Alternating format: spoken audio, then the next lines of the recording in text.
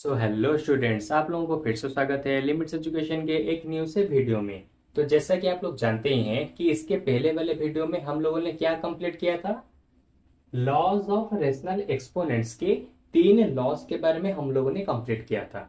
यानी कि कुल मिला के इसमें 5 लॉज हैं, जिनके बारे में मैं 3 पहले ही बता चुका हूं इसके प्रीवियस वीडियो में। आज के वीडियो में बस ये दोनों लॉज के बारे में बताने वाला हूं। ये दोनों लॉज आपको अपनी बुक में मिल जाएंगे। इन दोनों के बारे में आज के इस वाले वीडियो में हम पूरा का पूरा कॉन्सेप्ट को समझेंगे। ठीक है, तो चलो सबसे पहला लॉ इसमें क्या कह रहा है। सबसे पहला नहीं, 3 लॉस ऑलरेडी खत्म हो चुके हैं। ये वाला है 4th नंबर वाला लॉ। तो 4th नंबर वाला लॉ हम क्या पढ़ेंगे, देखो, if X Y greater than 0 are rational numbers and A is a rational exponent, then X का पावर ए इंटू वाई का पावर ए किसके साथ इक्वल होगा, एक्स इंटू वाई के पावर ए के साथ इक्वल होगा। मुझे पता है अभी तक भी अच्छे से समझ में नहीं आया होगा। ठीक है, मैं एग्जाम्पल के साथ तुम्हें कंपैरिजन करके भी बताऊंगा।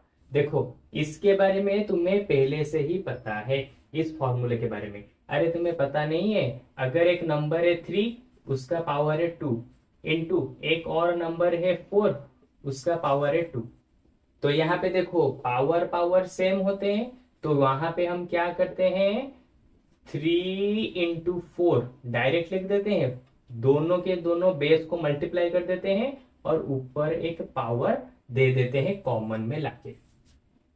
इस वाले को तुमने पहले से ही क्लास 6-7 में ऑलरेडी कर रखा है और तुम्हें अच्छे से याद भी है कि जब एक्सपोनेंट दोनों इक्वल होते हैं तो नीचे के दोनों क्या हो जाते हैं, मल्टीप्लाई हो जाते हैं नीचे के दोनों के बेस। ठीक है, इसके बारे में हम लोगों ने पढ़ रखा है। सेम टू सेम चीज देखो यहाँ पे कह रहा है और कुछ नहीं, लेकिन क्योंकि ये रेशनल नंबर में है तो यहाँ पे हमें रेशनल नंबर, यहाँ पर भी रेशनल नंबर, यहाँ पे रेशनल नंबर, यहाँ पर भी रेशनल नंबर हमें लाना ही पड़ेगा। ठीक है, कैसे लाना पड़ेगा, देखो, अरे ये जो रूल है ना, सिंपली रूल यहीं पर ही अप्लाई होता है। बस डिफरेंस क्या होगा, यहाँ सारे जो होल नंबर्स है यहाँ पे तुम्हें रेशनल नंबर्स को रखने पड़ेंगे, बस इतना ही डिफरेंस है। कैसे, देखो, 2/3 इसका पावर ले जाता हूं 1/2 इंटू 3/4 इसका पावर ले जाता हूं क्या, 1/2। देखो यहाँ पे पावर दोनों में इक्वल है, तो अगर पावर दोनों इक्वल है, जैसे यहाँ पे पावर देखो दोनों में इक्वल है, तो क्या होगा, पावर कॉमन में चला जाएगा और नीचे दोनों बेस मल्टीप्लाई हो जाएंगे। तो यहाँ पे आंसर कितना आएगा, देखो, 2/3 इंटू 3/4 दोनों का पावर आ जाएगा 1/2। ठीक है, तो ये वाला फॉर्मूला हमें क्या बता रहा है, अगर कहीं पे इस तरह से रेशनल नंबर है और उसका एक्सपोनेंट भी एक रेशनल नंबर है, इनटू रेशनल नंबर है बेस और उसका एक्सपोनेंट भी रेशनल नंबर है, और यहीं पे एक्सपोनेंट दोनों अगर इक्वल है तो यहाँ पे हम इजीली पहले दोनों को मल्टीप्लाई कर देंगे, मल्टीप्लाई करने के बाद उसके 1/2 के पावर को सॉल्व कर देंगे। इस तरह से हम बड़े बड़े क्वेश्चन को सॉल्व कर सकते हैं। ठीक है, मैं फिर से एक बार बता देता हूं, ये सारे लॉस हम इसीलिए पढ़ रहे हैं ताकि इस तरह के बड़े बड़े क्वेश्चन को हम इजीली कन्वर्ट कर सके छोटे में, फिर जाके उसको हम सॉल्व कर सके। नहीं तो इसको पहले सॉल्व करोगे, फिर इसको सॉल्व करोगे, फिर इंटू करोगे, यहाँ पे क्या हुआ, यहाँ पे डायरेक्ट इंटू करो और फिर एक बार सॉल्व, 2 ही स्टेप्स में खत्म। यहाँ पे 3-4 स्टेप्स तुम्हें करने पड़ेंगे। इसीलिए हमें ये सारे लॉस के बारे में बताया गया ताकि हम इजीली किसी भी क्वेश्चन को सॉल्व कर सकें। ठीक है, इसके बारे में तुम्हें पहले से ही पता था, बस डिफरेंस मतलब कि कंफ्यूजन तुम्हें क्यों आ रहा था, यहाँ पे फ्रैक्शन रेशनल नंबर आ गए थे ना, इसीलिए तुम्हें कंफ्यूजन हो रहा था। नहीं तो तुम्हें इस लॉस के बारे में पहले से पढ़ रखे हो, किसमें, इंटीजर वाले चैप्टर में। ठीक है, वहां पे पढ़ रखे हो, इंटीजर हो या फिर होल नंबर हो, क्लास 7 में ही इस वाले को कंप्लीट कराया जा चुका है। ठीक है, अब चलो 5th नंबर यानी कि लास्ट नंबर वाले लॉस को अभी देखेंगे।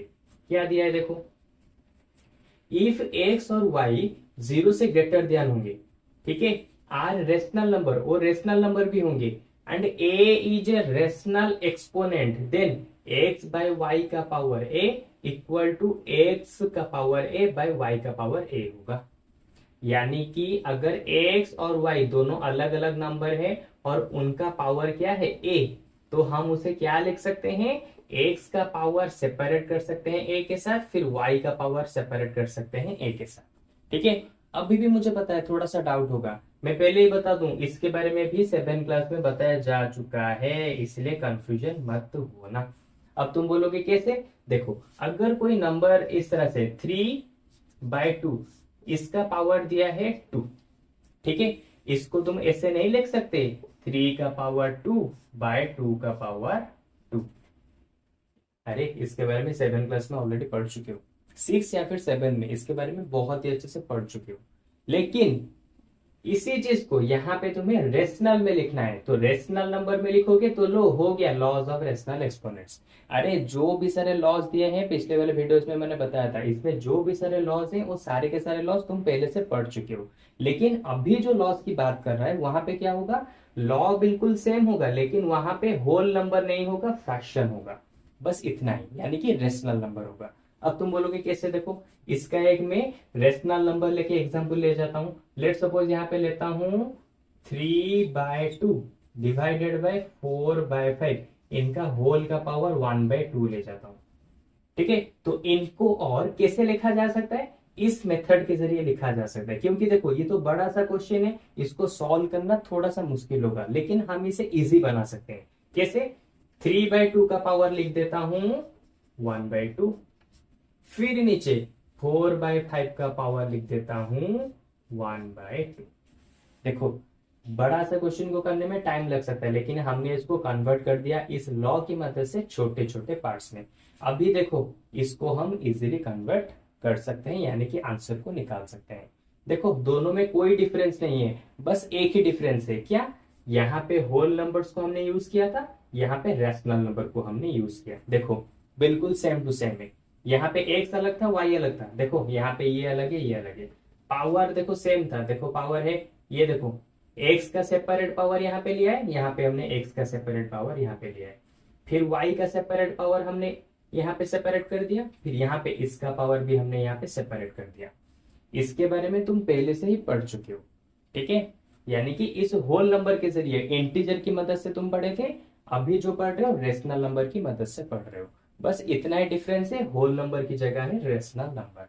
बाकी सब कुछ तुम 6-7 से पढ़ के एग्जाम देके आ चुके हो, तो इसलिए कंपैरिजन करके पढ़ो तो इजीली याद रह जाएगा।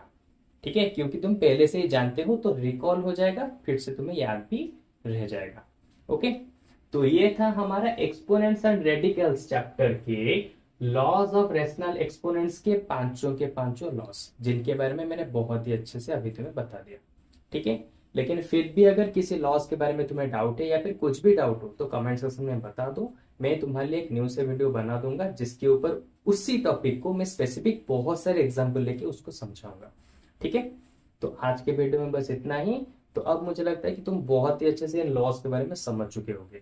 ठीक है, तो चलो अब मिलते हैं हमारे नेक्स्ट वाले वीडियो में एक न्यू से चैप्टर के साथ। ठीक है, बाय बाय।